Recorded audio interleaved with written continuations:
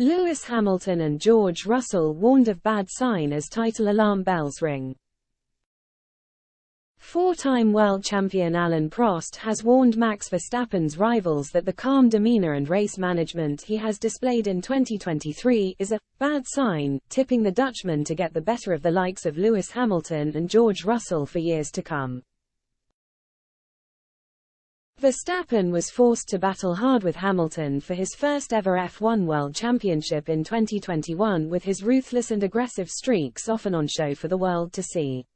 In 2022 he was much calmer as Red Bull started to dominate their competition.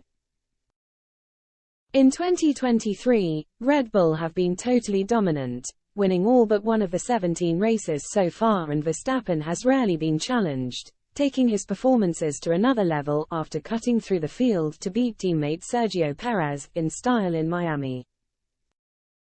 This culminated in Verstappen clinching his third title with 6 Grand Prix to spare, sealing the deal during the sprint race in Qatar after Checo collided with Esteban Ocon and Nico Hülkenberg, with the Dutchman sitting pretty in second place.